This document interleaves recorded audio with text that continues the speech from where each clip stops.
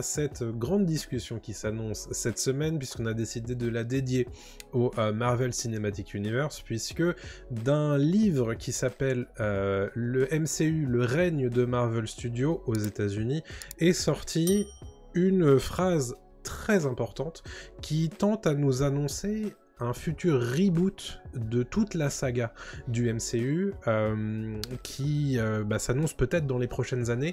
En tout cas, ça fait partie du plan de Kevin Feige, en tout cas de ce que nous dit l'autrice de ce bouquin. Et ça pose un petit peu question, évidemment, tout ça. Ouais, c'est Joanna Robinson, l'autrice donc de MCU, le règne des studios Marvel, qui précise en fait qu'elle a une citation de Kevin Feige qui laisse entendre que Secret Wars plutôt, sera un soft reboot, donc un redémarrage léger du MCU dans lequel en fait ils pourront élaguer tout ce qui ne fonctionne pas. Et donc il précise que ce ne sera pas quelque chose comme on peut le voir dans Loki où voilà, ils sont en train d'élaguer tout ce qui se passe au niveau des timelines. Non, c'est vraiment élaguer tout ce qui ne fonctionne pas et garder ce qui fonctionne, ou ramener des gens qu'on pensait avoir perdus à jamais. Clin d'œil. Voilà, traduction peut-être que on peut le spoiler ou pas, la grande figure qui a disparu du MCU, tout le monde le sait. Tu spoil Endgame, on va juste dire que voilà, si jamais vous avez pas vu Endgame, mais bon, vous êtes là en 2023, vous écoutez un podcast sur la pop culture, j'imagine que Endgame vous l'avez vu, donc voilà. Tony Stark est mort. Je suis désolé. Voilà, Tony Stark est mort. Ça y est, je viens du futur et Tony Stark est mort. Donc voilà, Iron Man est décédé, Captain America est plus dans le coup. Il y a d'autres acteurs qui sont plus là, même Chadwick Boseman qui jouait Black Panther et lui, c'est horrible de dire ça, il est littéralement décédé. Donc ne jouera plus Black Panther, mais on peut faire revenir en fait des personnages comme ça, même s'ils ont disparu du grand écran et ils sont plus forcément dans l'histoire commune. Donc ça fait dire que Marvel a perdu en fait un petit peu de son plan d'action qu'ils nous vendent en fait depuis le début. Le MCU là est construit en phases. Là on est actuellement à la phase 6 si je me trompe pas. Ouais, 5 ou 6, j'ai perdu le compte. 5 ou 6, je sais plus. En tout cas Secret Wars sera la phase 6, je crois que c'est ça. Et c'est peut-être, pour moi, je sais pas ce que t'en penses, on va en discuter, un léger aveu d'échec de la part du MCU et de Kevin Feige, qui lui est genre tout va bien, y a pas de souci, je mets ma casquette, c'est good, y a pas de problème les gars, je danse et je plonge dans ma piscine d'argent, mais au-delà de ça, niveau qualité, il est pas idiot. Et il faut pas oublier que c'est un producteur qui a le nez fin. Et je pense qu'il sait qu'en ce moment ça va pas très bien niveau scénario et niveau même rentrée d'argent dans les salles, c'est moins bon qu'avant. Oui, à l'image de ce qu'on a traité tout à l'heure dans les brèves, à savoir cette remise à plat de leur façon de produire de la télé, je pense que ça fait partie aussi de cette réflexion-là. Marvel Studios s'est créé autour de ces figures, on va dire, qui étaient à l'époque, dans la tier list, plutôt les personnages B, voire C, plutôt que les personnages d'un grand A, on va dire, qu'on peut dire les X-Men, les Spider-Man, tout ça, c'est plutôt très haut dans la tier list des super-héros. Donc à partir de 2008, Marvel crée véritablement sa formule et sa façon de faire, c'est-à-dire construire vers le crossover. Et depuis Endgame, qui est le crossover des crossovers, c'est on va dire le parachèvement de tout leur travail en 15 ans quasiment. On a commencé à perdre un petit peu parce qu'on est obligé de redescendre pour pouvoir remonter. Et donc il y a ce côté-là, et on se dit qu'est-ce qu'ils vont pouvoir faire pour pouvoir se relancer et retrouver les grandes hauteurs et les grands sommets qu'ils avaient précédemment. Alors on sait que depuis Disney a racheté la Fox, qui leur permet de récupérer dans leur escarcelle les fameux personnages A que sont les X-Men et les 4 Fantastiques. Ils ont depuis signé un accord avec Sony pour avoir de nouveaux Spider-Man dans leur MCU, mais du coup, comment on fait pour faire en sorte qu'on arrive à nouveau à un truc aussi ouf qu'Endgame ? je c'est me demande compliqué. si c'est vraiment possible en fait. Je pense pas, je pense qu'en fait ils peuvent plus. La foudre peut pas tomber 2 fois au même endroit, je pense que c'est Mhm. compliqué. C'est quoi l'expression déjà? Il y a l'expression anglaise, c'est de mettre le génie dans la bouteille une deuxième fois. En Ouais, fait, une fois que c'est ça, c'est sorti, une fois que c'est fait, c'est fait. Je pense que c'est c'est vrai. très compliqué, il faut peut-être justement tenter autre chose, ce que veut pas forcément faire le MCU parce que ça a marché une fois, pourquoi pas deux quoi.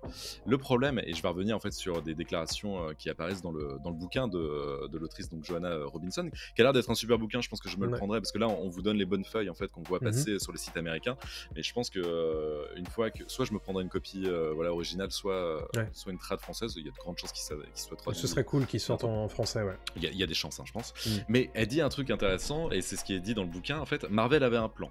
Il se disait, nous savons que nous perdons nos joueurs vedettes, donc évidemment à savoir Chris Evans, Robert Downey Jr., Chris Hemsworth, Scarlett Johansson, Jeremy Renner.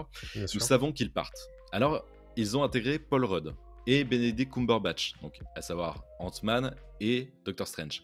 Ils ont donné à Chadwick Boseman une place vraiment importante. Ils ont intégré Brie Larson. Donc au fur et à mesure, en fait, voilà, ils ont voulu construire en parallèle un nouveau MCU, de nouveaux super-héros. Tu parlais de super-héros B, A, C, Ouais. etc. Donc c'est ça qu'ils ont voulu faire. Mais si tu vas plus loin, et c'est ce que je disais tout à l'heure avec Boseman, c'est un peu plus compliqué. Parce qu'en fait, ces nouveaux héros, ils sont pas aussi charismatiques, ils sont pas aussi présents à l'écran que ne l'était Chris Evans en Captain America, Robert Downey Jr. en Iron Man, etc. Et je continue donc sur le bouquin. Chadwick Boseman m'a raconté l'histoire de comment, sur le plateau d'Endgame, lui, Brie Larson et Tom Holland se sont assis et ont parlé de la façon dont ils étaient l'avenir de Marvel et combien cela était excitant pour eux. Ensuite, vous regardez la rupture entre l'accord Sony-Marvel concernant Spider-Man, vous regardez le décès de Chadwick Boseman, et vous regardez Brie Larson qui n'était peut-être pas un bon choix ou qui, vous savez, a été affecté par un fandom toxique. Tant de facteurs sont entrés en jeu qui ont en quelque sorte déjoué leur plan. Donc le plan de Marvel Studios. Et c'est vrai que c'est compliqué parce qu'on sent qu'ils avaient évidemment un plan d'action, Bien sûr. mais tout s'est un peu écroulé. Certes, Spider-Man fonctionne bien, mais il n'y a plus vraiment Black Panther. Brie Larson en Captain Marvel, ça fonctionne pas bien. The Marvels a de grandes chances de faire un four. C'est compliqué. On sent que là, les séries fonctionnent pas non plus. Enfin voilà, c'est... Ouais. Mais c'est-à-dire que ce qu'on était en train de nous mettre en place comme les fameux New Avengers, on est en train de s'orienter plutôt vers un échec. Déjà, c'est un échec plus ou moins critique à peu près à tous les étages. Oui. Sauf pour le cas de Black Panther, mais qui est très spécifique, puisque malheureusement, Chadwick Boseman ne pourra plus jouer le personnage. Alors, on nous a établi une succession dans Black Panther 2, donc le personnage va revenir. Mais tout ça pour dire que, voilà, Captain Marvel a été plutôt mal reçu, pas forcément que par la base de fans toxiques. Tom Holland et Spider-Man, on sait pas exactement comment ça va se poursuivre. Chris Hemsworth, a priori Thor, c'est à peu près terminé, on imagine. Ant-Man, le dernier volet, est assez catastrophique. Donc c'est compliqué. Elle est où la figure, en fait, tutélaire derrière laquelle tu construis tout le futur du MCU? Pour l'instant, c'est difficile à trouver. Strange, c'est pareil, hein. Multiverse of Madness, c'est pas un grand film non plus. Donc voilà, il y a plus ces héros qui portent le tout. Il y a plus ce côté crossover. On n'a plus envie, voilà, d'un film avec l'ensemble des super-héros, voilà, réunis. Moi, ça me hype pas de me dire, oh là là, génial, Captain Marvel, Doctor Strange et Ant-Man vont affronter Kang. Clairement, ça m'intéresse sans m'intéresser. Je suis pas hypé, ça me, tu vois, file pas ils les sont bien frissons obligés et de les le poils. faire, de toute Oui, façon. ils le feront sûrement, mais tu vois ce que je veux dire, ils font plus monter la sauce comme c'était le cas à l'époque. Parce qu'ils ont peut-être perdu la magie du truc, parce que ça a déjà été fait, donc comme c'est plus original, les gens sont lassés aussi. Peut-être qu'ils ont eu de la chance aussi d'avoir les bons acteurs au bon moment, les bons persos, les bons scénars. Peut-être qu'ils étaient moins contrôle fric aussi sur ce qu'il fallait faire. Peut-être que voilà, la recette était un peu moins établie dans l'idée, et qu'à partir du moment où c'était trop sur des rails et qu'il fallait absolument faire les choses comme il fallait les faire, bah, la créativité en a pris un coup. Je sais pas, hein, je lance des pistes comme ça, mais en tout cas, pour moi, je reviens là-dessus, pour moi c'est vraiment un petit aveu d'échec de la part de Feige, qui pourtant, lui, n'est pas du tout dans cet état d'esprit. Il le dit encore, voilà, à Variety. Lui précise que après 85 ans d'existence et 32 films, il semble qu'on ait à peine effleuré la surface de Marvel. Donc pour lui, en fait, il y a encore plein de choses à faire. C'est que le début. Et si je le rejoins sur le côté Marvel, on a toujours des propositions à faire. Je pense que le MCU est pas en bout de course, mais a besoin de se renouveler. C'est sûr et certain. Oui, c'est évident. En fait, je pense limite que après Endgame, il fallait faire une pause. Il fallait sans doute faire une pause, mais c'est impossible pour un studio comme celui-ci de faire une pause. Non. Donc, ce qu'ils font en réalité, c'est des plus petits projets. C'est pour ça qu'on a autant de télé en fait dans tout ça maintenant. C'est parce que c'est des plus petits projets, on prend un peu plus le temps, on essaie de nous faire connaître les nouveaux personnages. Ça marche sans marcher, quoi. C'est-à-dire que ces personnages-là, la plupart du temps, soit on les regarde pas jusqu'au bout. Je pense à She-Hulk, je pense à Miss Marvel, je pense même à Moon Knight, en fait. C'est aussi moins de, on va dire, d'exposition pour ces personnages-là plutôt qu'une sortie film. Évidemment, une sortie plus en catimini sur Disney+, c'est évidemment ça a moins d'impact. Et on est un petit peu dans l'expectative de c'est quand le prochain grand film Marvel au cinéma. C'est exactement la question, ouais. Tout à fait. Alors, effectivement, Black Panther 2, on a bien aimé. Réécouter notre pop tier à ce sujet, on a bien aimé. Est-ce que c'est un grand film ? Peut-être pas. Pour l'instant, j'ai l'impression que c'est le film le plus quali de la phase 5. Les Gardiens 3, hein. Les Gardiens 3. C'est vrai, pardon, j'avais oublié les Gardiens 3 cette année. Ouais. Pour moi, c'est le seul qui ressort vraiment de ces dernières années. Ouais. Mais Black Panther 2 est très bien aussi, au demeurant. Mais oui, il y a plus cette attente. En fait, c'est ça que tu veux dire aussi. Quoi. Et tu pareil, là-dessus, je pense. Tu parlais des Gardiens 3, c'est une fin de course également. Oui. C'est fini. Ouais. Donc c'est très compliqué, je pense, en ce moment pour Marvel Studios, qui justement essaie de rebâtir quelque chose avec moins de hype, avec des personnages, on va dire, moins importants, mais qui est quand même, en même temps, comme on le voit là avec ces citations dans ce bouquin, en train de chercher le rebond. Et le rebond, a priori, c'est encore et toujours la nostalgie, a priori. C'est-à-dire qu'on va aller récupérer des personnages, évidemment pas avec les acteurs d'origine, à mon avis, puisque c'est plus possible, ou alors avec des apparitions très ponctuelles et vraiment très cher payées. Ils peuvent pas se permettre de faire ça. Donc du coup, ça veut dire qu'on fait quoi ? On recast Tony Stark ? On recast Steve Rogers ? Qu'est-ce qu'on fait en fait ? Je pense il y a deux choses. La première, ce que tu viens de dire en fait sur les apparitions, on reverra de temps en temps un petit Chris Evans en Captain America, on verra un petit Robert Downey Jr. qui fera coucou, voilà. Mais ils peuvent pas, comme tu l'as dit, évidemment les recaster, ils coûtent trop cher, ce sont devenus des superstars, ce sont plus les mêmes deals qu'à l'époque, et ils les ont fait en fait, ils ont créé ces superstars, donc maintenant c'est fini. Mais comme des potes, des vieux potes, ils reviendront évidemment, voilà, passer une tête et faire coucou. La deuxième chose, moi je pense, et avec ce qui se prépare un petit peu au niveau des sorties de films côté MCU, c'est qu'ils vont faire un soft reboot, ça c'est sûr et certain, avec les 4 Fantastiques et notamment avec Deadpool 3. Deadpool 3, je pense que peut être la connexion, le pont en fait, entre l'ancien et le nouveau. Deadpool 3, donc qui maintenant va être un film du MCU à part entière et non plus un film de la Fox, fait revenir Hugh Jackman Wolverine de la Fox devient Wolverine en fait du MCU. Et à partir de ce moment-là, en fait, peut-être qu'ils vont nous lancer des pistes sur ça, ce sera les nouveaux X-Men. Ça, ce sera les Fantastic Four. Le Fantastic Four, on aura normalement des infos très très prochainement sur le casting. Il y aura aussi beaucoup d'autres BD à adapter et beaucoup d'autres personnages à mettre en avant. Et je pense, un peu comme ce qu'est le DC Universe actuellement, qu'il faut malheureusement peut-être faire table rase du passé et totalement en fait créer un nouveau MCU. Totalement, je sais pas, c'est pour ça que je dis soft reboot, parce que ça rassurera toujours d'avoir un petit Ant-Man, un Doctor Strange qui traîne, mais il faut faire place aux personnages importants, des personnages A, en fait, tu vois, de tier A.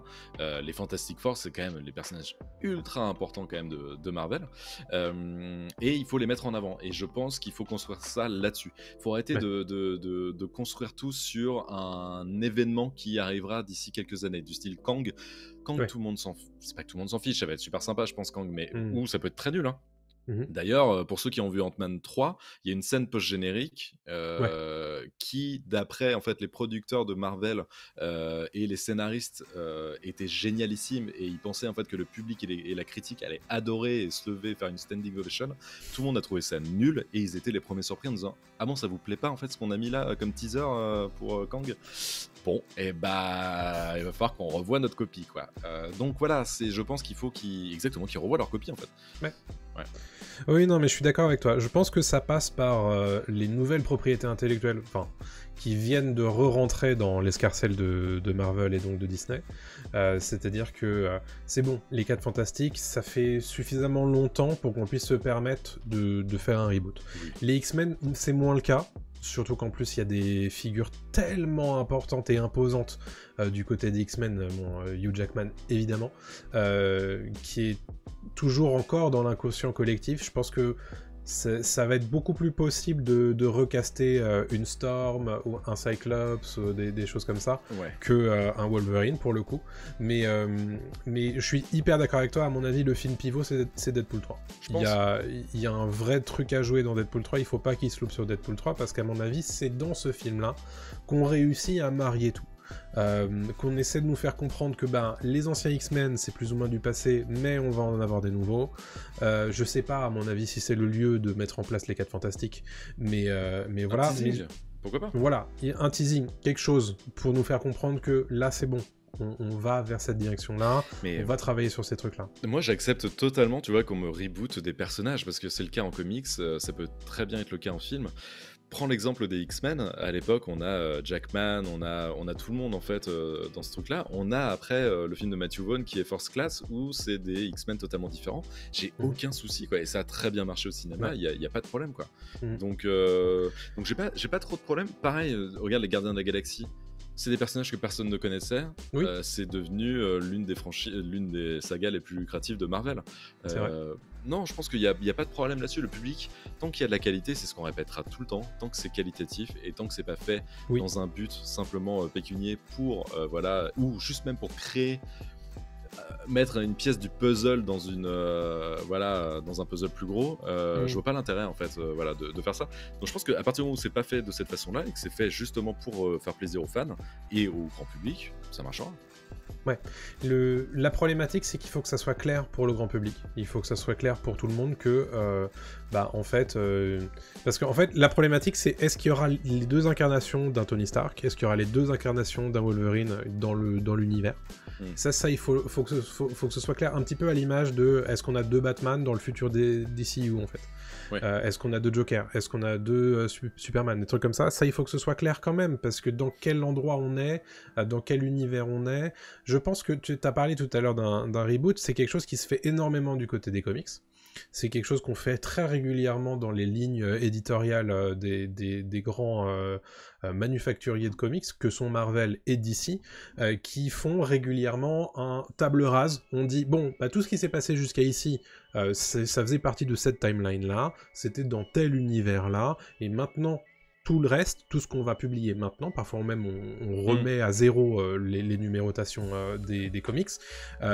Donc ça, c'est quelque chose qui est pas forcément facile à faire en film, et il faut que je suis pas d'accord. Faut que ce soit clair. Je suis pas d'accord, parce que à partir du moment où il y a des contrats d'acteurs, je pense que c'est juste ça qui pose problème. Mais si tu peux faire table rase, tu fais table rase. C'est juste qu'ils veulent pas prendre le risque de brusquer les gens, etc. Mais en fait, encore une fois, on avait déjà eu ce débat sur les Batman et on était un peu en désaccord tous les deux. Moi, je pense que les gens sont pas idiots et comprennent très bien que le Batman présent, par exemple, dans Joker, n'est pas le Batman joué par Ben Affleck, ne sera pas le Batman de Matt Reeves avec comme Robert Pattinson, etc., etc. C'est un film. Un film est un film. Genre, l'univers, on voit bien que c'est pas le même, etc. Et après, si c'est pas clair, ils vont se renseigner. Malheureusement, quand tu lis un comic, c'est la même chose. Quand tu commences à lire Amazing Spider-Man, et en fait, tu n'es pas dans comment Friendly Neighborhood Spider-Man, tu n'es pas dans Spider-Man classique, ou tu n'es pas dans un épisode des Avengers, tu vois, en comics.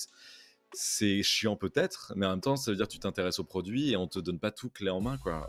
Ouais, La pop je pense culture que est trop c'est... grande et l'univers est trop grand Ouais. pour devoir tout expliciter tout le temps, en fait. Non, mais c'est pas ça que je dis, mais moi je pense que c'est différent sur un univers comme celui de Marvel, où ça fait 36 films qu'on te dit que tout est unifié, que Oui. tout est exactement dans le même univers, que tout se suit, que tout est connecté. Mais Et alors, là c'est plus gênant, je trouve. là où ils ont une chance, là où je pense qu'ils peuvent tirer leur épingle du jeu, c'est qu'actuellement, ils font le multivers. Mhm. Oui, Et qu'est-ce qu'il est? Qui est pas dingo dans l'idée. Mais c'est là où ils ont une chance de se dire, ok, bah utilisons ce procédé ouais, pour faire un reboot, on Mhm. revient, on remet tout à zéro, et maintenant c'est reparti, c'est Ouais. justifié, le grand public Mhm. le comprendra. Mais j'ai peur qu'ils fassent autre chose, moi, c'est qu'ils partent de tous les côtés, qu'ils s'éparpillent et qu'ils fassent plusieurs, tu vois, C'est ça, univers parallèles et qu'il y ait des films qui se concurrencent, etc. exactement. Je sais pas. Et bon, je me mets pas comment. J'aimerais pas être à la place de Kevin Feige parce que ça doit être compliqué comme. Je pense, ouais. Et à la fois, c'est excitant parce que potentiellement, tu peux te permettre de faire beaucoup plus de choses et de débrider un petit peu plus la créativité, parce que c'est quelque chose qu'on leur reproche énormément en ce moment. Ouais. Pourquoi pas aller faire une adaptation de Marvel 1602, tu vois. Donc c'est les personnages de Marvel, mais du coup en 1602, et donc c'est très intéressant pour le coup ce bouquin. Pourquoi pas, tu pourrais te permettre de faire un truc comme ça, du coup, avec C'est une sûr. vision plus éclatée de ce qu'est le MCU, et pas forcément d'avoir tout spécifiquement au même endroit, où j'ai l'impression que là on est arrivé à la limite. Ouais. Et il y a une autre problématique sur laquelle je voulais qu'on parle, c'est est-ce qu'ils vont pas se heurter à l'obstacle que j'appellerais l'obstacle Star Wars, c'est-à-dire qu'on ne peut pas vraiment recaster les grands acteurs et les grands personnages de l'univers. Je pense notamment à Mark Hamill, je pense à Leia, à Carrie Fisher, à Harrison Ford, où on a bien compris maintenant avec Solo que ça tu touches pas. Est-ce Ouais. que avec Marvel et les Captain America et les Tony Stark et les Black Widow, les Thor, etc., est-ce que c'est une problématique à laquelle ils vont potentiellement se heurter? Oui, il y a de grandes chances. Parce qu'encore une fois, ils veulent pas forcément brusquer le public. Ouais. Ils veulent que ça reste voilà, bordé et sur des rails. Moi, ça me dérange pas, tu vois, qu'un Mark Hamill soit joué par un autre acteur. On pensait souvent à Sebastian Stan, qui lui ressemble beaucoup. Tu vois, ça aurait pas été déconnant d'avoir Sebastian Stan, qui joue Bucky hein, dans les Marvel, à la place de Mark Hamill. Il lui ressemble énormément, et moi, ça m'aurait pas choqué. C'est juste qu'en fait, sur le papier, on peut dire beaucoup de choses. Une fois que c'est mis en action, eh ben, ça change tout en fait. Et on va l'accepter très vite. Le public, il n'est pas réfractaire à ce point-là. C'est vrai que c'est compliqué d'accepter que Robert Downey Jr. ne soit plus Tony Stark, parce qu'en fait, au-delà du personnage physiquement, tu passes aussi derrière une perf d'acteur qui est quand même incroyable. Chris Evans, ce sera peut-être un poil plus simple, mais c'est vrai que Downey Jr., ce serait plus compliqué. Mais bon, il y a plusieurs possibilités, et ils n'ont pas que ces super-héros-là, tu vois, dans leur besace, donc ils peuvent faire plein d'autres choses et utiliser plein d'autres scénarios, plein d'autres storylines, tu vois, à mettre en place dans le MCU. Je trouve qu'ils sont frileux, quoi. Ils trempent le doigt de pied à chaque fois, ils font je sais pas quand même, hein, parce que là, il faut peut-être que ce soit rentable, et donc on va faire ça bien comme il faut, bien carré, bien comme on a décidé, et sauf qu'à un moment, le public répond moins présent, etc. On va pas revenir sur le côté quantité, bourratif, etc. qu'on a sur Disney+. Ils commencent à le comprendre. Moi, ce qui me rassure, c'est qu'ils commencent à comprendre qu'il y a une petite fatigue, parce qu'eux-mêmes l'ont créé.